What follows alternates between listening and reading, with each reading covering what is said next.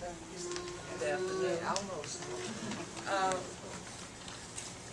Regina talked about when we were small, we used to come up and visit Mars and my sister Jean during the summer. And Mars was always there. I mean, he made sure we had a good time. He made sure we did something fun. And she mentioned the parks and everything. And he was just a good brother-in-law. All right. Although he did monopolize the TV with the ball game. I learned football. I learned all about football because that's all we can watch. But that's what he watched. Oh, okay. But that was okay too. Because he, well, we're golfing. Anything that had to do with the ball. Okay. Okay, he watched. Whether football, basketball, whatever. And we're like the one that said golf. He and my late husband saw there was both golfers. And a few years ago, with both my husband's hands, you can look up any weekend, anytime, and see Mars come to the driveway. So we would know the golf bags are in the car. Okay. And when Saul saw him, I mean, he just started getting ready. And they would go golfing. Okay. Is that the term you use? I don't know. But they both loved to golf. And not only was he a good brother-in-law, he was a good friend. He was a good friend. And when I was sick, I looked up, there was Mars. Okay. He came with a bag of oranges from Florida. And at that time, after the chemo, oranges was one of the things that I could taste. Okay. I could actually taste the orange, so I love oranges. Okay. And he came with a bag of oranges from Florida, and that was the best thing in the world. Oh. But we would miss Mars. And I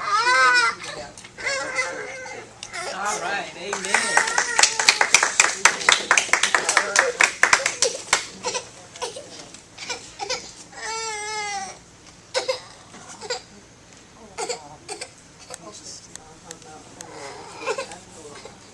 Hello, family and friends. Hello. I'm so glad to see all of you. You're my son-in-law. I didn't know you could come in. Anyway, my brother-in-law. I'll say something. All the things that were said and that was read with this my brother, and I don't have but 2 minutes, so, and I didn't get emotional until I came here. And I had promised myself that I was going to be, because I understand that this is God. And in the poem we say, he took my hand and preached. So everybody know Mars and about the golfing.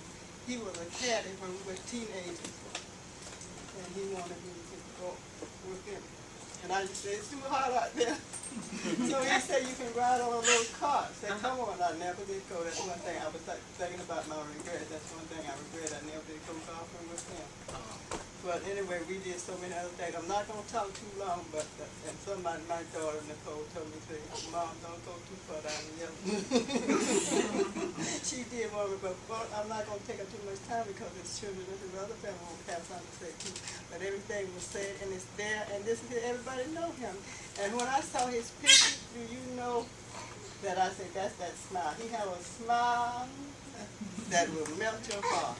That's the best brother. Everybody needs a brother like my mom. And then he used to call me baby sis, and I used to call him my big brother. And I want to tell you something real quick. How I look at this is that there was a film where this priest said one time, have you ever been looking at a lake, and a river, and see the boat going down? And as far as it go out, and it disappears into the fall. So they're saying that the dead is going on, and my brother is gone, but guess what? Everybody been waiting on it. When he get there, they're going to say, Mars, where you been? We've been waiting on you. So this is all the key, and he's going to meet our mother is there, our father is there, the Aunt Agnes that you just saw in Uncle Larry, they're there, and had a cousin that died when he was a teenager. So he got everybody there waiting on him, and so that's all I have to say about that. And thank you all for coming out, and I'm not going to stand up here and cry. All right.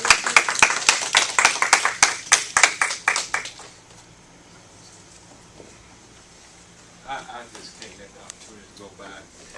Before I came to the memorial service today, I was at my church, at Sunday school, and I told them that this is what was my destination today. But it's Father's Day, and God is our Father. Yes, it is. And I'm reminded of that verse, John 3:16. God so loved the world that what He gave. And so He gives us so much. And when I think of that verse, I'm thinking of what Uncle Morris gave to me and my wife. We were married in '95, and she was living in California. She was in the Army in California, and she had a car.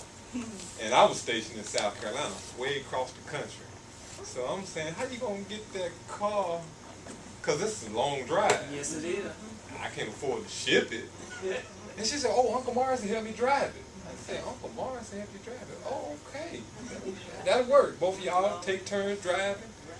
And so I'm waiting in South Carolina on pins and needles, waiting on my wife and the car. And the car didn't make it. She told me Uncle Morris got tired, fell asleep, and they ran the car off the road, messed it up. I was just glad that everybody was. But He gave. You know what He did? He gave us a minivan. Amen. And I'm thinking of the story. I said, wow, He just gave it. Didn't say, look, you owe me a couple of $100 from the van. Just gave it.